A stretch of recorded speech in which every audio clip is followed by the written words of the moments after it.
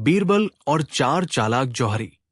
बादशाह अकबर का दरबार अपनी न्यायप्रियता और अनोखी पहेलियों के लिए मशहूर था। देश विदेश से लोग यहां अपनी समस्याएं लेकर आते थे और बीरबल अपनी चतुराई से उन्हें हल कर देते थे। एक दिन चार जौहरी दरबार में पहुंचे। वे सभी बहुत धनी और प्रतिष्ठित व्यापारी थे, लेकिन उनके बीच एक गंभीर विवाद था। वे आपस में बहस कर रहे थे और बादशाह अकबर के सामने अपनी अपनी बात रख रहे थे। अकबर ने उन्हें शांत किया और पूछा, आप सभी इतने विद्वान और धनी व्यापारी हैं, फिर इस तरह की लड़ाई क्यों कर रहे हैं? चारों जौहरी एक साथ बोलने लगे। पहला जौहरी, जहांपनाह, हम चारों जौहरी एक साथ व्यापार करते हैं, लेकिन कुछ दिन पहले हमारे पास एक अत्यंत कीमती हीरा आया। हमने तय किया था कि इसे बराबर बांट लेंगे, लेकिन तभी ये हीरा कहीं गायब हो गया। हमें यकीन है कि चोर हम चारों में से ही कोई एक है। दूसरा जौहरी, बिल्कुल, हमने हीरे को एक संदूक में रखा था और उसे ताले में बंद कर दिया था, लेकिन अगली सुबह ताला टूटा मिला और हीरा गायब था। तीसरा जौहरी, हम सब एक दूसरे पर शक कर रहे हैं, लेकिन कोई भी मानने को तैयार नहीं कि उसने चोरी की है। हम चाहते हैं कि दरबार हमें न्याय दिलाए। चौथा जौहरी, अगर बीरबल हमें यह बता दे कि असली चोर कौन है, तो हम उसी से अपना हीरा वापस मांग लेंगे। अकबर ने बीरबल की ओर देखा और कहा, बीरबल, अब यह काम तुम्हारे जिम्मे है। हमें पता लगाना है कि असली चोर कौन है। बीरबल मुस्कुराए और बोले, जहांपनाह, यह मामला जितना उलझा हुआ दिखता है उतना है नहीं। हमें इसे हल करने के लिए थोड़ा धैर्य रखना होगा। बीरबल ने चारों जौहरियों को ध्यान से देखा और फिर कुछ सोचकर बोले, हम इस चोरी की जांच एक अनोखे तरीके से करेंगे, लेकिन पहले मैं आप सभी से कुछ सवाल पूछना चाहता हूं। पहला सवाल, हीरा जब संदूक में रखा गया था, तब संदूक की चाबी कहाँ थी? पहले जौहरी ने जवाब दिया, हम चारों के पास उसकी एक एक चाबी थी, ताकि कोई भी जब चाहे उसे देख सके। दूसरा सवाल, ताला टूटा कैसे? क्या उसमें किसी औजार का निशान मिला? दूसरे जौहरी ने कहा, नहीं, ताला टूटा नहीं था, बल्कि चाबी से ही खोला गया था। बीरबल मुस्कुराए और बोले, तो इसका मतलब यह हुआ कि चोर ने अपनी ही चाबी से ताला खोला। अब यह देखना होगा कि कौन झूठ बोल रहा है। बीरबल ने एक उपाय सोचा। उन्होंने चारों जौहरियों को एक एक छड़ी दी और कहा, यह जादुई छड़ियां है। इनमें से जो चोर होगा उसकी छड़ी कल सुबह तक 1 इंच बढ़ जाएगी। चारों जौहरी चौंक गए और अपनी अपनी छड़ी लेकर चले गए। अगली सुबह जब चारों जौहरी दरबार में आए तो बीरबल ने उनकी छड़ियां देखी और तुरंत असली चोर की ओर इशारा किया। ये रहा असली चोर। बीरबल ने जोर से कहा। चोर हक्का बक्का रह गया। अकबर ने आश्चर्य से पूछा, बीरबल, तुमने इसे कैसे पकड़ा? बीरबल मुस्कुराए और बोले, जहांपनाह, सच्चाई यह है कि ये छड़ियां जादुई नहीं थी। मैंने बस ये अफवाह फैला दी थी कि चोर की छड़ी अपने आप बढ़ जाएगी। असली चोर डर के मारे रात में अपनी छड़ी को 1 इंच काटकर छोटा कर दिया, ताकि वो बाकी लोगों की छड़ियों के बराबर ही दिखे, लेकिन उसकी घबराहट ने उसे पकड़वा दिया। तीसरे जौहरी की छड़ी सबसे छोटी निकली। वो घबरा गया और घुटनों के बल गिरकर बोला, हुजूर, मुझसे गलती हो गई। लालच में आकर मैंने हीरा चुराया था। बीरबल ने मुस्कुराकर कहा, सच का कोई न कोई रास्ता होता ही है। झूठ कितना भी चालाक क्यों न हो, वो पकड़ा ही जाता है। अकबर बीरबल की इस चालाकी से बहुत खुश हुए और उन्होंने कहा, बीरबल, तुमने एक बार फिर साबित कर दिया कि तुमसे बुद्धिमान कोई नहीं। बीरबल को इनाम मिला और जौहरी अपना हीरा वापस पाकर खुशी खुशी चले गए। बीरबल और 3 राजकुमारों की परीक्षा। बादशाह अकबर की दूरदर्शिता और न्यायप्रियता के किस्से दूर दूर तक प्रसिद्ध थे। एक दिन उनके दरबार में पड़ोसी राज्य का राजा एक विचित्र समस्या लेकर आया।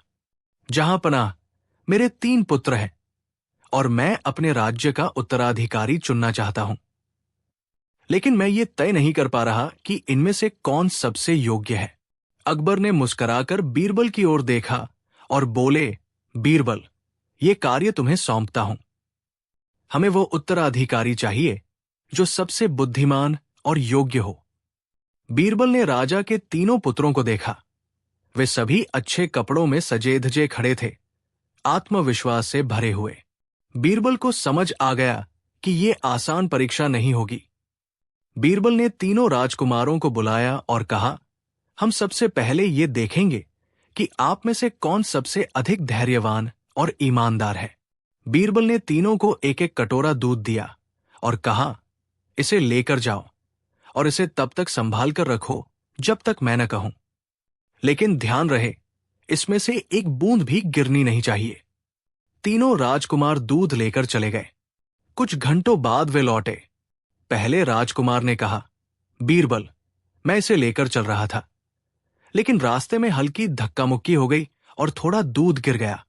दूसरे राजकुमार ने कहा, मैं इसे लेकर गया, लेकिन मेरी नजरें कहीं और थी, इसलिए थोड़ा दूध छलक गया। तीसरे राजकुमार ने कटोरा आगे किया। उसमें दूध की एक भी बूंद कम नहीं थी। बीरबल मुस्कुराए और बोले, तुमने इसे कैसे बचाया? राजकुमार ने उत्तर दिया, मैंने अपना पूरा ध्यान दूध पर रखा और किसी भी चीज से ध्यान नहीं हटाया। बीरबल ने बादशाह अकबर की ओर देखा और बोले, जहांपनाह, यह पहला संकेत है कि यह राजकुमार अपने कर्तव्य से कभी नहीं भटकेगा। अब बीरबल ने दूसरा परीक्षण किया। उन्होंने तीनों राजकुमारों को एक गांव भेजा और कहा, तुम्हें यहां के लोगों की परेशानियों को समझकर हल करना है। तीनों राजकुमार गांव पहुंचे। पहले दो राजकुमारों ने गांव वालों को कुछ पैसे बांट दिए और महल लौट आए। लेकिन तीसरा राजकुमार वहीं रुका रहा। उसने देखा कि गांव में पानी की समस्या थी। उसने तुरंत वहां एक नया कुआं खुदवाने की व्यवस्था की, ताकि गांव वालों को हमेशा के लिए राहत मिल सके।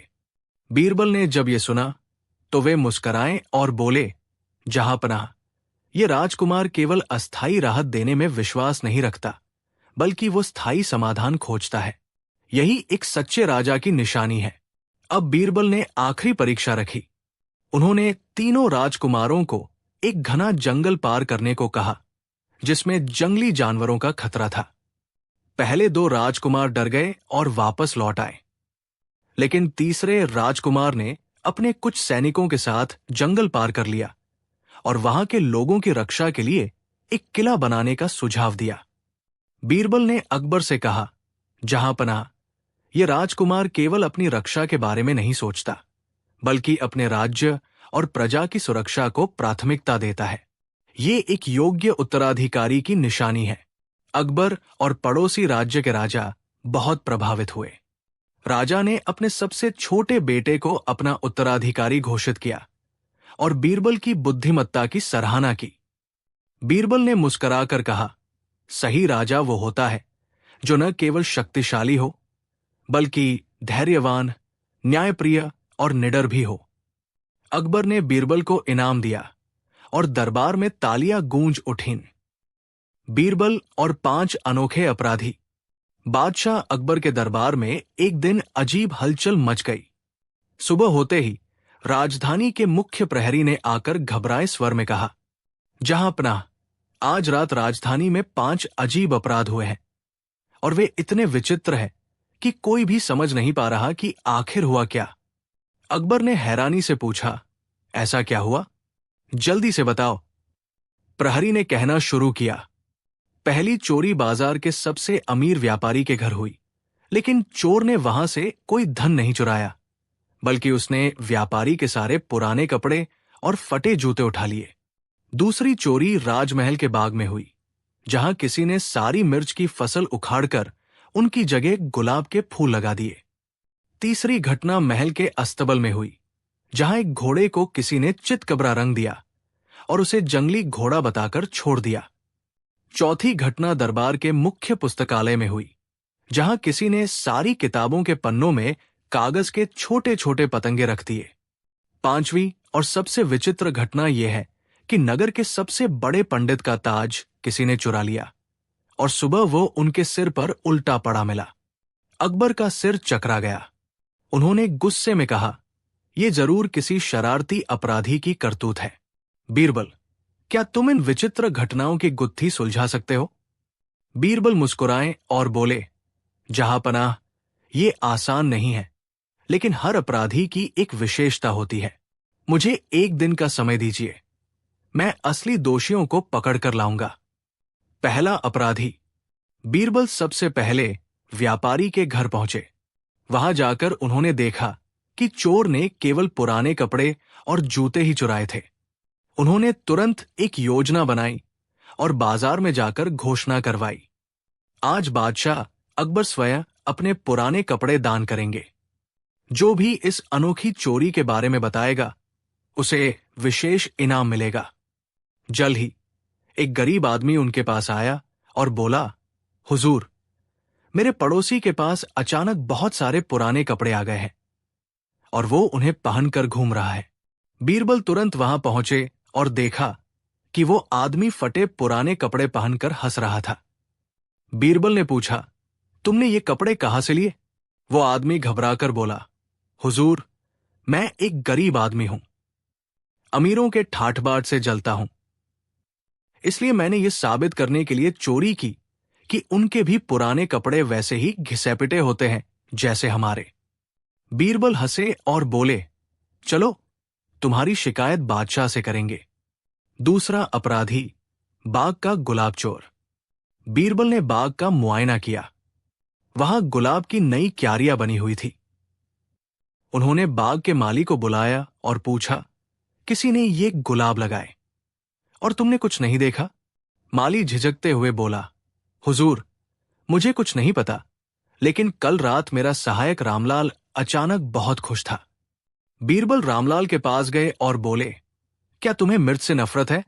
रामलाल चौंका और हड़बड़ाकर बोला, हाँ हुजूर, मिर्च मुझे बहुत परेशान करती है। मैं चाहता था कि हमारी राजधानी में हर जगह सिर्फ गुलाब ही हों। बीरबल मुस्कुराए और बोले, तो फिर तुम्हें अब कुछ समय तक मिर्च की सब्जी ही खानी पड़ेगी। तीसरा अपराधी, रंगा हुआ घोड़ा।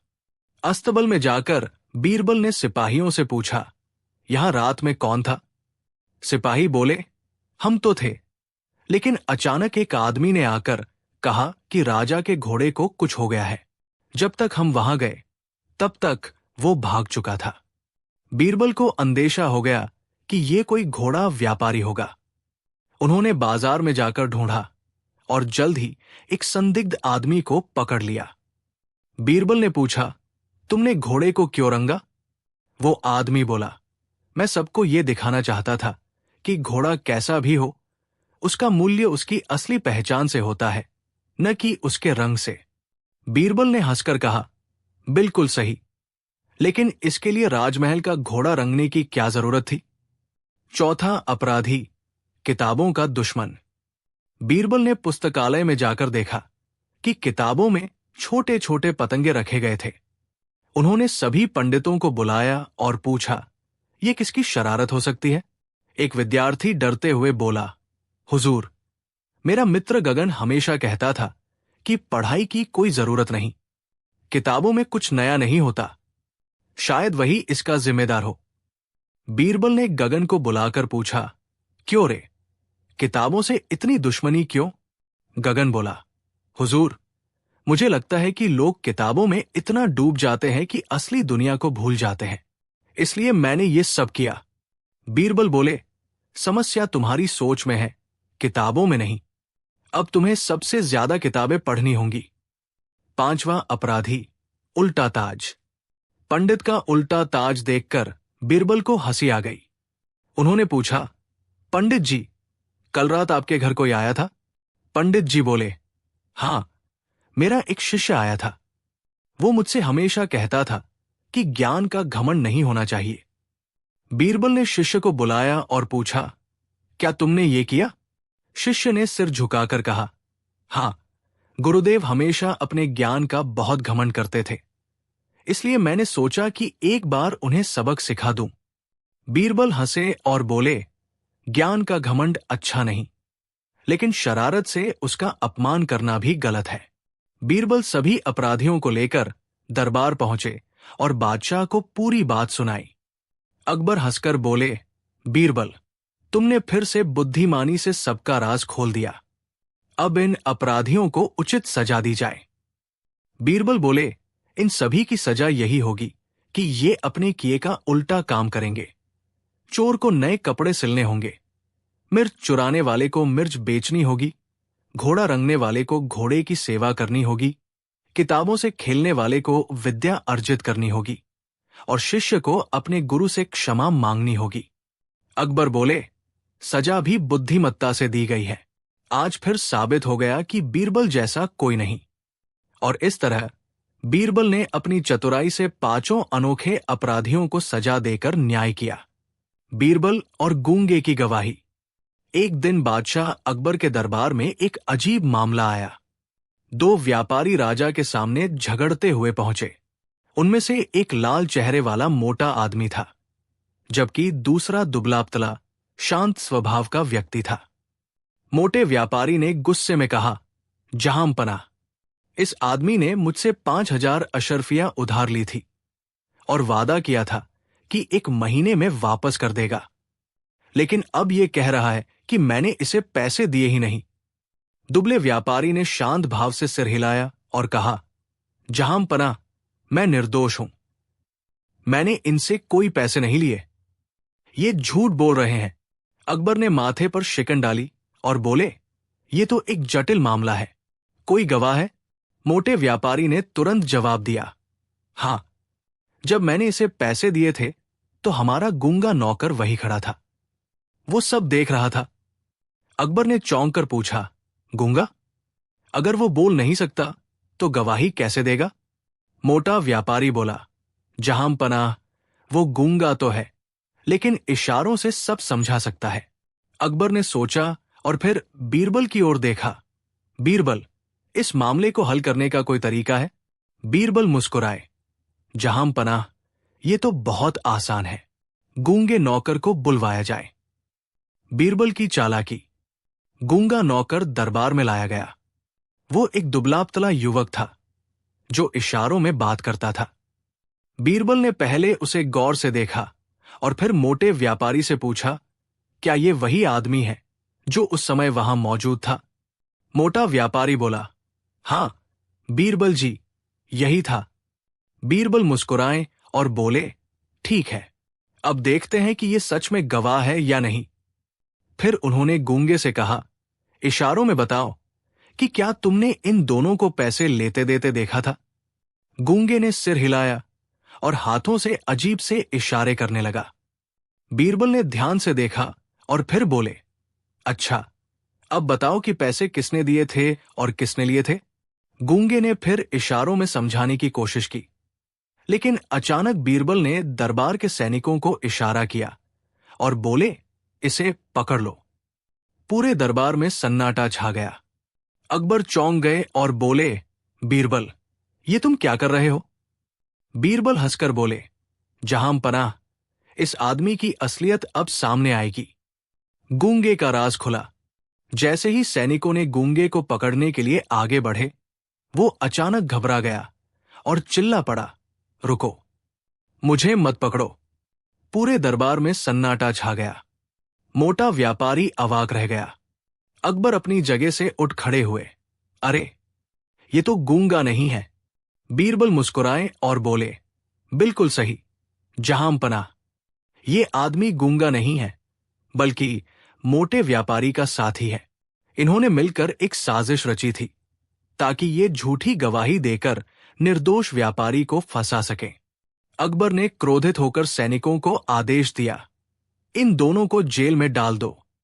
मोटा व्यापारी रोने लगा और बोला, मुझे माफ कर दीजिए जहांपनाह, मैं लालच में आ गया था। बीरबल की जीत। असली व्यापारी ने राहत की सांस ली और बादशाह को धन्यवाद दिया। अकबर ने बीरबल की प्रशंसा करते हुए कहा, बीरबल, तुमने फिर से साबित कर दिया कि तुम्हारी बुद्धि का कोई जवाब नहीं। बीरबल मुस्कुराए और बोले, जहांपनाह, सच को कितनी भी चालाकी से छिपाया जाए, वो एक न एक दिन सामने आ ही जाता है। दरबार तालियों से गूंज उठा और एक बार फिर बीरबल की चतुराई ने न्याय दिलाया।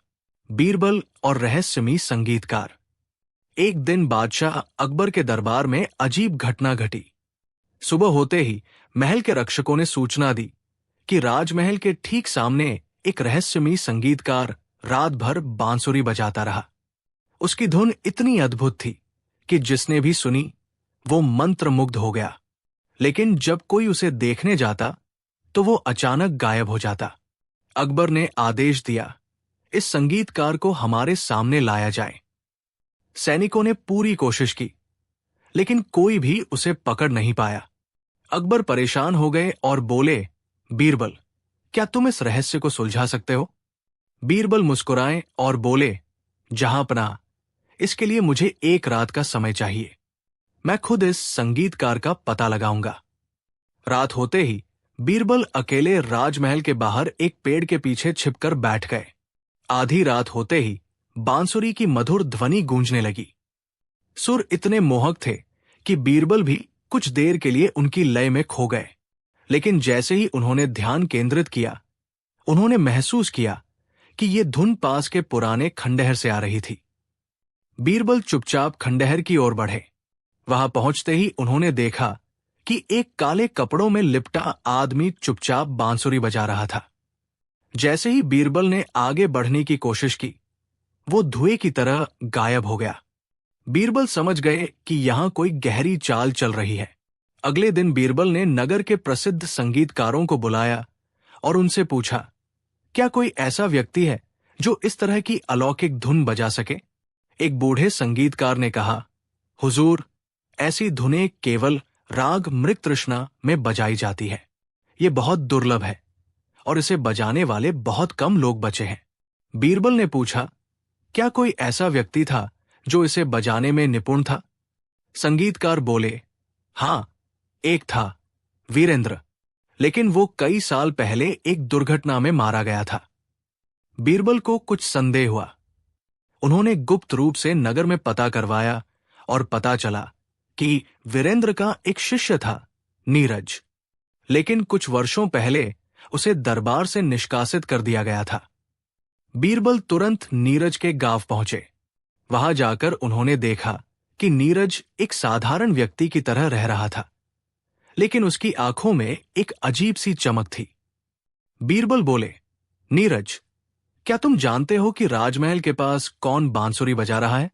नीरज हंसा और बोला, हुजूर, मैं तो एक साधारण आदमी हूं। भला मैं क्या जानूं? बीरबल ने चालाकी से कहा, अगर तुम सच नहीं बताओगे तो मैं तुम्हें एक और बड़ी चुनौती दूंगा।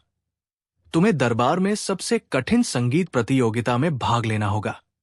नीरज घबरा गया। उसने सिर झुकाकर कहा, हुजूर, मुझे क्षमा करें। मैं ही वो व्यक्ति हूं जो रात में बांसुरी बजाता है। बीरबल ने पूछा, लेकिन तुम ऐसा क्यों कर रहे थे? नीरज की आंखों में आंसू आ गए। उसने कहा, मुझे कई साल पहले दरबार से निकाल दिया गया था, क्योंकि मेरे गुरु पर झूठा आरोप लगाया गया था। मैं वापस आकर बादशाह को यह बताना चाहता था कि सच्चा संगीत हमेशा जीवित रहता है। बीरबल समझ गए कि नीरज का उद्देश्य बुरा नहीं था। उन्होंने नीरज को दरबार में बुलाया और बादशाह को पूरी कहानी सुनाई। अकबर ने नीरज को माफ कर दिया और कहा, तुम्हारा संगीत सच में जादुई है। अब से तुम हमारे राज दरबार के मुख्य संगीतकार रहोगे। नीरज ने दरबार में शानदार प्रस्तुति दी, जिससे सभी मंत्रमुग्ध हो गए। बीरबल ने हंसकर कहा, जहांपनाह, कभी कभी सबसे बड़े रहस्य भी सिर्फ संगीत के सुरों में छिपे होते हैं। और इस तरह एक रहस्यमयी संगीतकार का रहस्य उजागर हुआ और बीरबल की चतुराई ने एक निर्दोष व्यक्ति को न्याय दिलाया। बीरबल और रहस्यमयी मूर्ति। एक दिन बादशाह अकबर के दरबार में एक अजीब मामला आया। एक धनी व्यापारी का बेटा घबराया हुआ दरबार में पहुंचा और रोते हुए बोला, जहांपनाह, मेरे पिता का देहांत हो गया है, लेकिन उनकी आखिरी निशानी, एक अनोखी सोने की मूर्ति, अचानक गायब हो गई है। ये कोई साधारण मूर्ति नहीं थी, बल्कि इसमें छुपा हुआ एक रहस्य था। अकबर चौंक गए और बोले, कैसा रहस्य?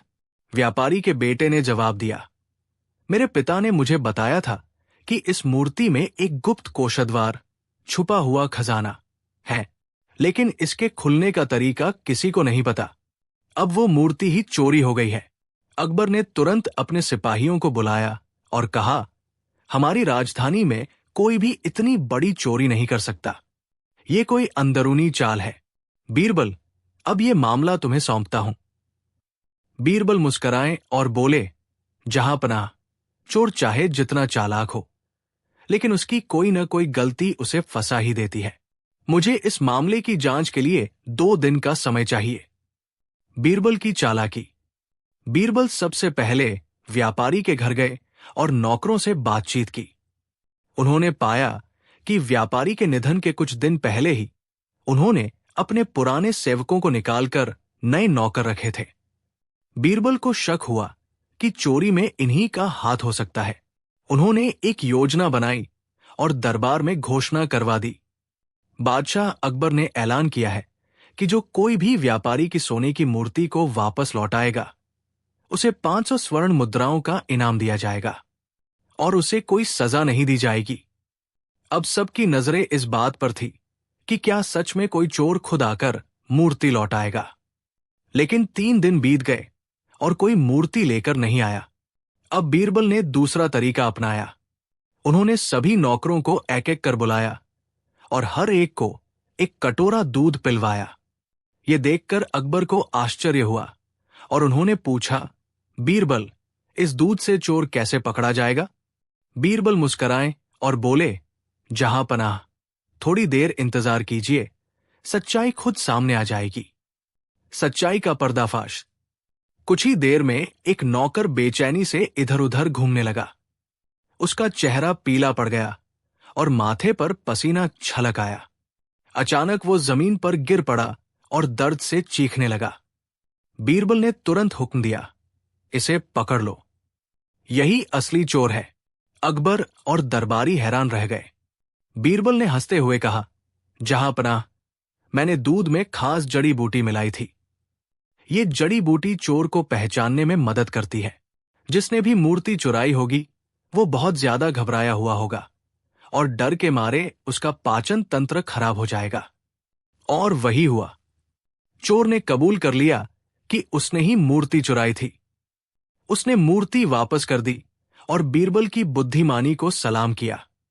अकबर हंस पड़े और बोले, बीरबल, तुम्हारी चतुराई वाकई लाजवाब है।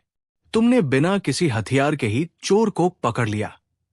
बीरबल ने मुस्कुराते हुए कहा, जहांपनाह, चोर की सबसे बड़ी कमजोरी उसका डर होता है और वही उसकी हार की सबसे बड़ी वजह बनती है। अकबर ने खुश होकर बीरबल को बेशकीमती तोहफे दिए और चोर को सख्त सजा दिलवाई। समाप्त। बीरबल और जादुई घोड़ा। एक दिन अकबर का दरबार लगा हुआ था। तभी एक अजीब सा आदमी दरबार में आया। उसके हाथ में एक सुंदर घोड़े की मूर्ति थी जो सोने की तरह चमक रही थी।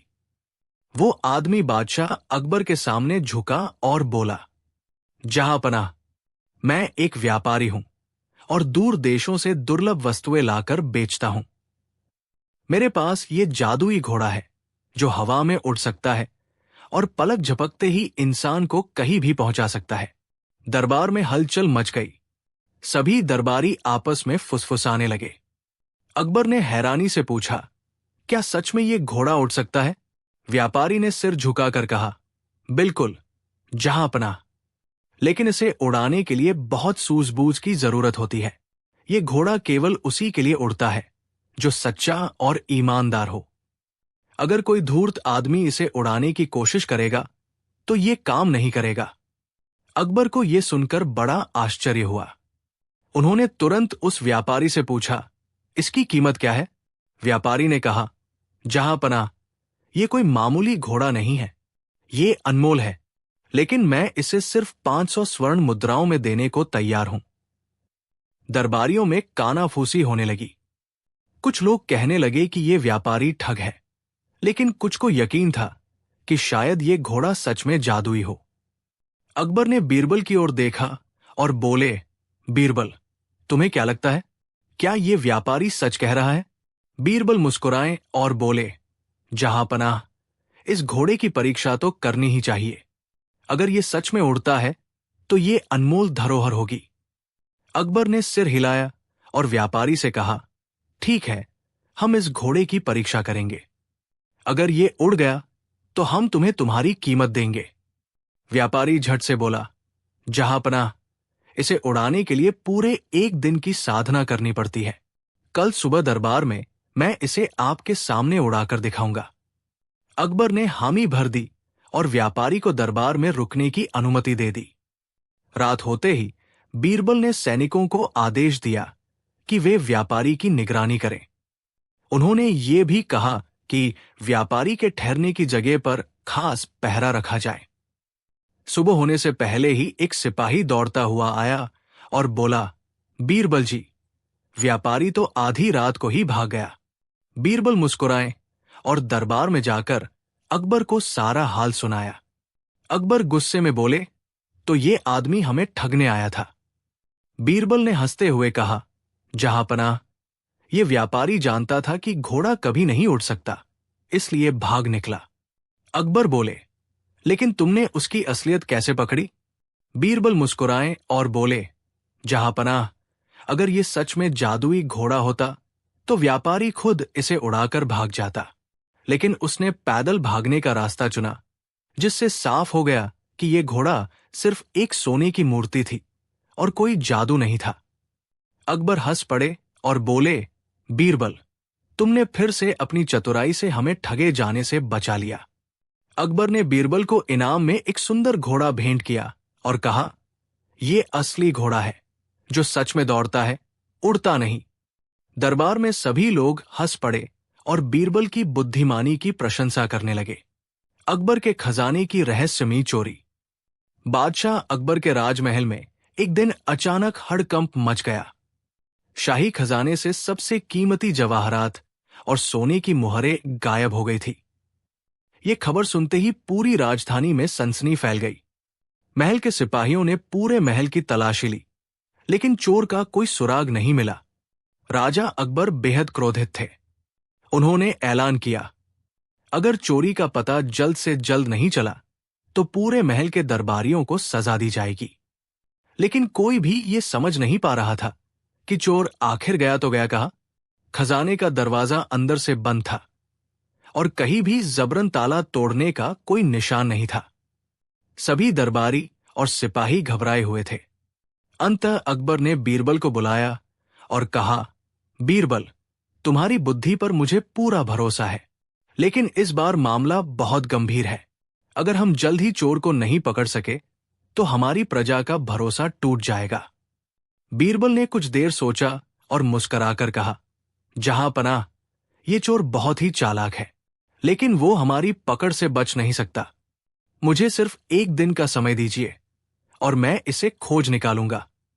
बीरबल ने सबसे पहले खजाने की सुरक्षा में तैनात सभी सिपाहियों और दरबारियों से पूछताछ की।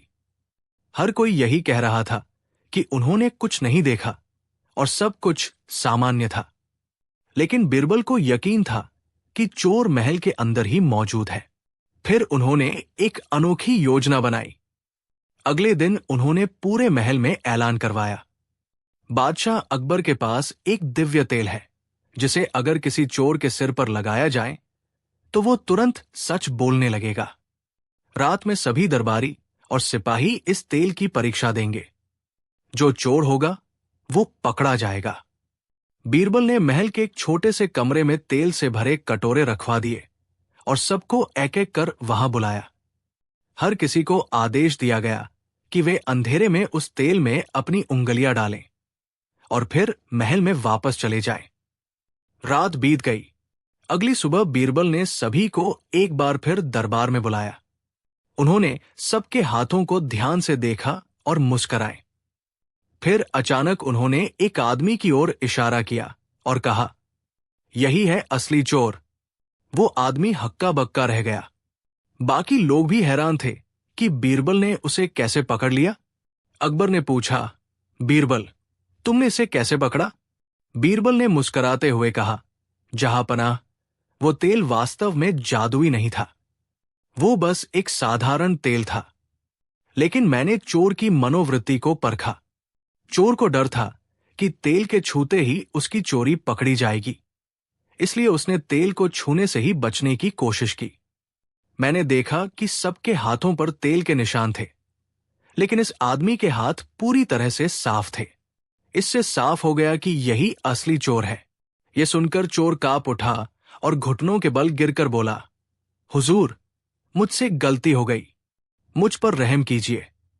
बीरबल की बुद्धिमानी से अकबर बेहद प्रसन्न हुए।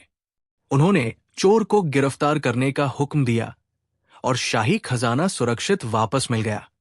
बादशाह अकबर ने खुश होकर बीरबल को बहुमूल्य इनाम दिया और कहा, बीरबल, सचमुच तुम्हारी बुद्धि के आगे हर चालाक चोर भी हार जाता है। बीरबल और जादुई दर्पण। बादशाह अकबर का दरबार अपने चरम पर था। अमीर, उमराव और दरबारी अपनी अपनी जगह बैठे थे। तभी एक घबराया हुआ आदमी दौड़ता हुआ दरबार में आया और घुटनों के बल बैठकर बोला, जहांपनाह, मुझे न्याय चाहिए।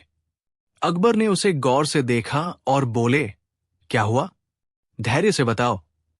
वो आदमी कांपते हुए बोला, हुजूर, मैं एक व्यापारी हूं और मेरी दुकान पर एक जादुई दर्पण था जो सच और झूठ का भेद करता था। लेकिन कल रात कोई उस दर्पण को चुरा ले गया। दरबार में खुसर पुसर होने लगी। अकबर ने गंभीर स्वर में कहा, एक दर्पण इतना खास कैसे हो सकता है? व्यापारी बोला, जहांपनाह, यह कोई साधारण दर्पण नहीं था। जो भी इसके सामने झूठ बोलता उसका चेहरा विकृत दिखने लगता था। यह दर्पण मुझे एक सूफी संत ने दिया था, जिससे मैं अपने व्यापार में बेईमान लोगों को पकड़ सकता था। अब यह मामला दिलचस्प हो गया था। अकबर ने बीरबल की ओर देखा और कहा, बीरबल, यह मामला तुम्हारे लिए ही है। क्या तुम इस रहस्य को सुलझा सकते हो? बीरबल मुस्कुराए और बोले, जहांपनाह, चोरी कितनी भी रहस्यमयी क्यों न हो, सच हमेशा बाहर आ ही जाता है। मुझे बस 2 दिन का समय चाहिए। बीरबल ने व्यापारी की दुकान का दौरा किया। वहां कुछ भी असामान्य नहीं दिखा, सिवाय उस जगह के जहां दर्पण रखा जाता था। उन्होंने दुकान के नौकरों और ग्राहकों से पूछताछ की, लेकिन कोई खास सुराग नहीं मिला। रात को बीरबल ने कुछ गुप्तचरों को शहर के अलग अलग हिस्सों में भेजा, ताकि वे इस चोरी के बारे में गुप्त रूप से जानकारी जुटा सकें। दूसरे दिन एक गुप्तचर ने सूचना दी, हुजूर, कल रात एक आदमी को बाजार में देखा गया था, जो किसी भारी चीज को कपड़े में लपेट कर ले जा रहा था। बीरबल ने तुरंत उस दिशा में खोजबीन शुरू कर दी। तीसरे दिन बीरबल ने दरबार में सभी बड़े व्यापारियों, अमीरों और संदिग्ध लोगों को बुलवाया। दरबार के बीचों बीच एक बड़ा कपड़ा ढका हुआ था। बीरबल ने घोषणा की, चोरी हुए दर्पण को हमने वापस पा लिया है। ये एक जादुई दर्पण है जो चोर को खुद ही पहचान लेगा। सभी चौंक गए। बीरबल ने कहा, अब सभी लोग एक एक कर इस दर्पण के सामने जाएं। अगर आप निर्दोष हैं तो कुछ नहीं होगा, लेकिन अगर आपने चोरी की है तो दर्पण में आपका चेहरा डरावना दिखेगा। एक एक कर सभी लोग कपड़े के सामने से गुजरे, लेकिन किसी को भी दर्पण नहीं दिखा, क्योंकि कपड़ा अब भी पड़ा हुआ था। फिर भी कुछ लोग बेचैन होने लगे। बीरबल ने अचानक एक आदमी की ओर इशारा किया और कहा, यही है चोर। वो आदमी हड़बड़ा गया और बोला, लेकिन मैंने तो दर्पण देखा ही नहीं। बीरबल मुस्कुराए और बोले, यही तो मेरी चाल थी। यहां कोई जादुई दर्पण नहीं था, लेकिन जो सच में चोर है वो डर के मारे अपना चेहरा देखने से बच रहा था। चोर घुटनों के बल गिर गया और बोला, मुझे माफ कर दीजिए, मैंने ही दर्पण चुराया था। अकबर ने हंसते हुए कहा, बीरबल, तुमने फिर से अपनी चतुराई साबित कर दी। और इस तरह बीरबल ने एक और रहस्य को सुलझा दिया। बीरबल और रहस्यमयी पेंटर। बादशाह अकबर का दरबार हमेशा बुद्धिमानों और कलाकारों से भरा रहता था। एक दिन दरबार में एक अजनबी आया, जिसकी पोशाक रंगों से सनी हुई थी। उसकी आंखों में एक अनोखी चमक थी। उसने झुककर सलाम किया और कहा, जहांपना, मैं दुनिया का सबसे महान चित्रकार हूं। मुझे किसी ने भी हरा नहीं पाया। अगर आपके दरबार में कोई है जो मेरी पेंटिंग को समझ सके, तो मैं मान जाऊंगा कि वह मुझसे ज्यादा बुद्धिमान है। अकबर मुस्कुराए और बोले, हमारे पास बीरबल है। अगर तुम उन्हें हरा सको तो हम तुम्हें महान मान लेंगे। बीरबल ने मुस्कुराकर उस पेंटर को देखा और कहा, तो फिर दिखाओ अपनी अनोखी कृति। अनोखी पेंटिंग। वो पेंटर दरबार के बीच में एक बड़ी चादर लेकर आया और उसे हटाया। सबने देखा कि वहां एक बहुत बड़ी पेंटिंग रखी थी, लेकिन उसमें सिर्फ कुछ धुंधले रंग थे, नीला, हरा, पीला, लाल, लेकिन कोई स्पष्ट आकृति नहीं थी। अकबर ने भौहें चढ़ाई और बोले, ये क्या है? इसमें तो कुछ समझ ही नहीं आ रहा। पेंटर मुस्कुराया और बोला, जहांपना, यही तो मेरी कला की महानता है। ये कोई साधारण चित्र नहीं है। ये उस घोड़े की पेंटिंग है जो इतनी तेज दौड़ता है कि इसे कोई देख ही नहीं सकता। दरबारियों में फुसफुसाहट शुरू हो गई। कुछ ने कहा, वाह, ये तो कमाल की बात है। कुछ अन्य ने संदेह जताया, लेकिन घोड़ा दिख क्यों नहीं रहा? अकबर ने बीरबल की ओर देखा और कहा, बीरबल, क्या ये सच में महान पेंटिंग है या सिर्फ एक चालाकी? बीरबल मुस्कुराए और बोले, जहांपनाह, ये तो बहुत अद्भुत चित्र है, लेकिन मैं इस कलाकार से एक और चित्र बनाने का अनुरोध करना चाहूंगा। पेंटर गर्व से बोला, बिल्कुल, मैं कोई भी चित्र बना सकता हूं। बीरबल बोले, तो कृपया एक और पेंटिंग बनाइए, इस बार एक बकरी की, जो इतनी धीरे चलती हो कि वो अभी भी खड़ी हो। पेंटर की हार। पेंटर अटक गया। उसने कुछ सोचने की कोशिश की, लेकिन वो समझ गया कि बीरबल ने उसकी चालाकी पकड़ ली थी। अगर वो एक ऐसा चित्र बनाता जिसमें कोई आकृति होती, तो सब समझ जाते कि पहली पेंटिंग में कोई घोड़ा नहीं था। और अगर वो दोबारा धुंधले रंगों का ही इस्तेमाल करता, तो ये साबित हो जाता कि उसकी कला बस एक छलावा थी। पेंटर ने गहरी सांस ली और कहा, बीरबल, तुम सच में बहुत बुद्धिमान हो। मैं मानता हूं कि मेरी कला असली नहीं थी, बल्कि केवल एक धोखा था। अकबर हंस पड़े और बोले, वाह बीरबल, तुमने फिर एक चालाक को पकड़ लिया। बीरबल की सीख। बीरबल ने मुस्कुराकर कहा, जहांपनाह, कला और चालाकी में बड़ा अंतर होता है। सच्ची कला वो होती है जो अपनी सुंदरता से सबको मोहित कर दे, न कि वह जो केवल बहाने बनाकर खुद को महान साबित करने की कोशिश करे। अकबर ने खुश होकर बीरबल को इनाम दिया और पेंटर शर्मिंदा होकर दरबार से चला गया। इस तरह एक बार फिर बीरबल ने अपनी बुद्धिमत्ता से सबको चौंका दिया और साबित कर दिया कि चालाकी की जगह सच्ची समझदारी ही असली ताकत होती है। बीरबल और अदृश्य अपराधी। अकबर के राजमहल में हलचल मची हुई थी। बादशाह अकबर अपने सिंहासन पर चिंतित बैठे थे और दरबार में सभी दरबारी फुसफुसा रहे थे। अचानक राजमहल का मुख्य प्रहरी दौड़ता हुआ आया और हाफते हुए बोला, जहांपनाह, बहुत बड़ी अनहोनी हो गई। अकबर ने भौहें चढ़ाई। क्या हुआ? साफ साफ कहो। प्रहरी घबराया हुआ बोला, जहांपनाह, राजमहल के खजाने से बहुमूल्य मोती और जवाहरात चोरी हो गए हैं। दरबार में सन्नाटा छा गया। अकबर क्रोधित हो उठे। ये कैसे हुआ? इतने सख्त पहरे के बावजूद कोई चोर खजाने तक कैसे पहुंच सकता है? प्रहरी ने सिर झुका लिया और बोला, जहांपनाह, सबसे अजीब बात यह है कि पहरेदारों को कुछ भी संदिग्ध नहीं दिखा। खजाने का ताला टूटा नहीं था, कोई दरवाजा नहीं खुला था, लेकिन फिर भी जवाहरात गायब है। अकबर ने गहरी सांस ली और बोले, ये तो बेहद रहस्यमयी चोरी है। उन्होंने बीरबल की ओर देखा और कहा, बीरबल, अब ये मामला तुम्हारे ही सुपुर्द करता हूं। देखो कि ये चोरी कैसे हुई और अपराधी कौन है। बीरबल मुस्कुराए और बोले, जहांपनाह, मामला जितना जटिल दिखता है उतना ही रोचक भी है। मैं जल्द ही इस रहस्य से पर्दा उठा दूंगा। बीरबल ने सबसे पहले खजाने का निरीक्षण किया। दरवाजे पर कोई तोड़फोड़ नहीं हुई थी, खिड़कियां भी बंद थी और अंदर पहरेदारों के हिसाब से कोई नहीं गया था। तो फिर जवाहरात गए कहां? बीरबल ने मन ही मन सोचा। उन्होंने दरबारियों से पूछताछ की, लेकिन किसी को कुछ भी अजीब नहीं लगा। फिर उन्होंने एक अनोखा कदम उठाया।